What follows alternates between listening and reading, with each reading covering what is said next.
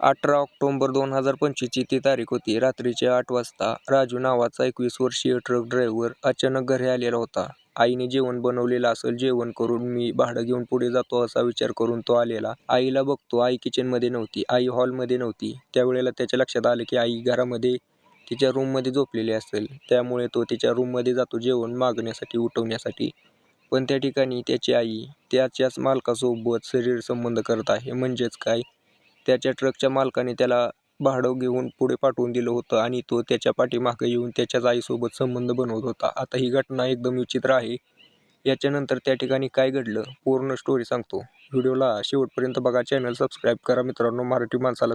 तर नमस्कार मित्रांनो, या घटनेची सुरुवात 2016 पासून होते. राजू शाळेमध्ये बसलेला होता. त्यावेळेला त्याचे शिक्षक येतात आणि म्हणतात की तुला घरी बोलवले, तुझ्या वडिलांना काहीतरी झालंय, त्यामुळे तू घरी जा पटकन. राजू घरी येतो, बघतो तर काय त्याचे वडील तिथं पडलेत. त्याची आई रडते, आसपास माणसं बसलेली आहेत. त्याला काही समजत नव्हतं, कमी वय होतं, पण एवढं समजत होतं की आता त्याचे वडील त्याच्यासोबत नाहीत. त्याचे वडील त्याला आणि आईला एकटे सोडून निघून गेलेत. त्याची ही आई आताशी 32 वर्षाची होती, जवान होती. तिला सोडलं, तिच्या पोराला सोडलं आणि दारूच्या नशेमध्ये ॲक्सिडेंट झाला, मेले जाग्यालाच. आता घराची पूर्ण जबाबदारी राजू आणि तिच्या आईवरती आलेली होती. आईने 1-2 महिन्यानंतर काम चालू केलं होतं, पण घराची परिस्थिती अशी होती, घरावरती कर्ज होतं. ते फेडण्यासाठी राजूला पण काहीतरी काम करावं लागणार होतं.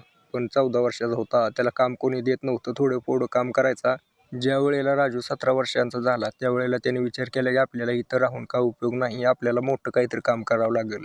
हा राजू जेव्हा चहाच्या टपरीवरती काम करत होता, त्यावेळेला त्याला लक्षात आलं होतं की ट्रकचे ड्रायव्हर जे आहेत, प्रत्येक खेप मारली की 2-3 हजार रुपये कमवतात. महिन्यातून 8-10 खेप मारतात, 30-35 हजार रुपये आरामात येतात. त्यामुळे त्याने विचार केला की आपण ट्रक शिकून आता ड्रायव्हरकी करू, चांगला पगार पडेल आपल्याला. सगळ्यात सोपा पर्याय तोच आहे. शाळा पण शिकलेलो नाही आपण. त्यामुळे हा राजू आता कामाच्या शोधात निघालेला होता. पण 17 वर्षाच्या पोराला कोणच कामावरती ठेवणार आहे. या ठिकाणी पण त्याला त्या टपरीवरचा एक माणूस आठवतो, जो की आहे दिनेश नावाचा व्यक्ती.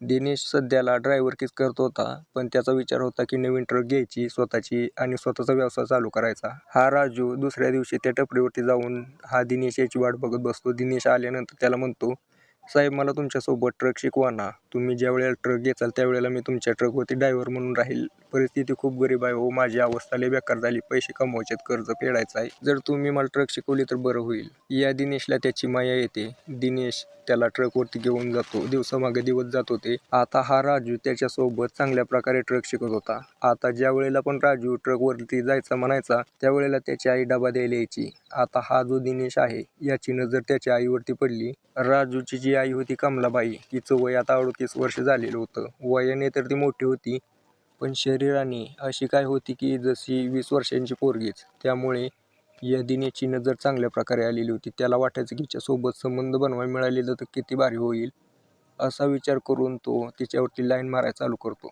पण ही कमलाबाई जी होती ती तशी बाई नव्हती, कारण तिच्यावरती जबाबदारी होती घराची. तिचा पोरगा आता 18 वर्षाचा झालेला होता, जवान झालेला होता. त्यामुळे तिला असं काही करणं शोभत नव्हतं. राजूला ट्रक जॉईन करून 2 वर्ष झाली होती. राजू 19 वर्षाचा झाला होता. याला चांगल्या प्रकारे ट्रक येत होती आणि त्या दिनेशनं पण 1 वर्षापूर्वी 2 ट्रका घेतलेल्या होत्या. आता त्याला ड्रायव्हरची गरज होती, त्यामुळे त्या दिनेशनं राजूला एका ट्रकवरती पाठवलं. लायसन वगैरे बनवून दिली, सगळं झालं.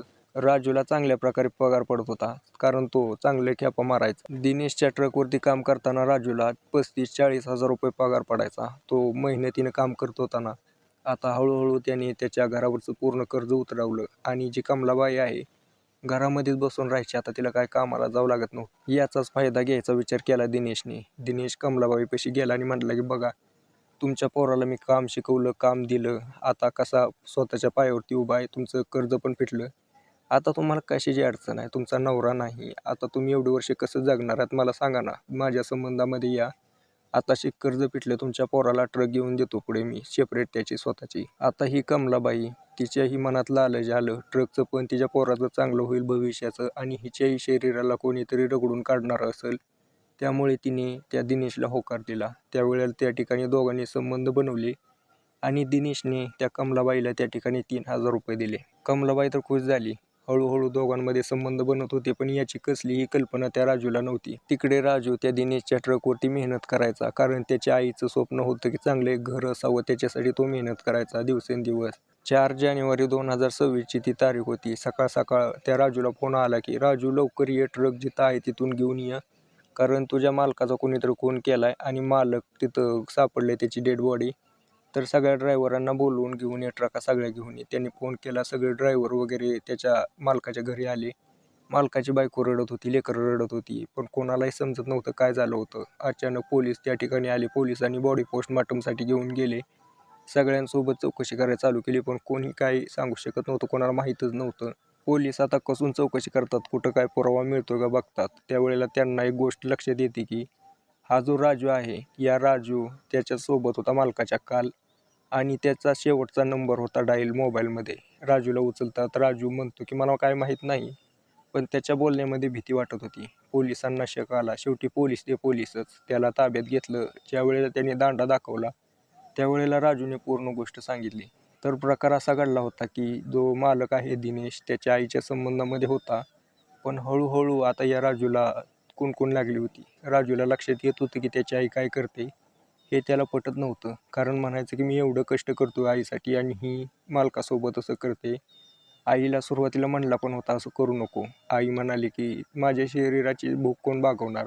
ज्या वेळेला त्याची आई असं म्हटली होती त्यावेळेला त्याला राग आला होता. हा राजू काय बोलू शकत नव्हता. एकीकडे त्याचा पगार देणारा मालक, दुसरीकडे त्याची आई. या दोघांच्या जाळेमध्ये चांगलाच अडकलेला होता. पण एक दिवशी हा राजू ट्रक भरून जायच्या वेळेला जेवण करायसाठी घरी आला. त्यावेळेला दोघांना संबंध बनवताना बघून डोकं सटकलं त्याचं, आणि त्याने त्या ठिकाणी पडलेला रॉड उचलला, मालकाच्या डोक्यात मारला. मालक त्या ठिकाणी संपून गेला. मालकाला त्याने उचललं आणि तिथं त्याच्या ऑफिसच्या मागे नेऊन टाकून दिलं. त्यावेळेला सकाळी त्याच्यानंतर दुसऱ्या दिवशी सकाळी साफसफाई करणाऱ्या माणसाला त्याची बॉडी दिसली. त्यावेळेला सगळ्यांना बोलवण्यात आलं. तर अशा प्रकारे ही पूर्ण घटना घडली होती. बाकी याच्याबद्दल तुमचं काय मत आहे मित्रांनो, मला कमेंट करून नक्की सांगा. राजूने जे केलं चूक होतं का बरोबर होतं मित्रांनो, आता मला सांगा. एकीकडे त्याची आई होतीच, पण दुसरीकडे तो माणूस होता ज्याने त्याच्या अंगावरचं कर्ज उतरवलं, ज्याने त्याला एका पायावरती उभा केलं. त्याचा पगार तो देत होता, त्याचे पैसे त्याने फेडले, त्याला स्वप्न दाखवली मोठी मोठी, त्यानेच त्याच्यासोबत असं केलं. राजूच्या मालकाची पण थोडीफार चूकच होती म्हणायची बरं का, कारण एका हाताने कधीच टाळे वाजत नाही. त्याची चूक पहिल्यांदा होती, त्यामुळे राजूने हे केलं. त्याचं पाऊल चुकीचं होतं, पण आता काही करू शकत नव्हता तो. ही घटना घडून गेलेली आहे. याच्यावरती बाकी तुमचं मत तुम्ही कमेंट करून सांगणार आहे, मला माहितीच आहे. आपला चॅनल एकदम भारी आहे बरं का, तसा चॅनल सबस्क्राईब नक्की करून ठेवा. अशा काही घटना आपल्या आसपास घडत असतात मित्रांनो, त्यामुळे विचलित होण्याचं काही कारण नाही. फक्त यातून आपल्याला काहीतरी शिक्षण घ्यायला पाहिजे. कधीही कोणावरती विश्वास ठेवू नये, आंधळा विश्वास तर कधी ठेवू नये. बाकी व्हिडिओ कसा वाटला मला कमेंट करून नक्की सांगा. आवडला असेल तर लाईक नक्की करा, शेअर, चॅनल सबस्क्राईब नक्की करा.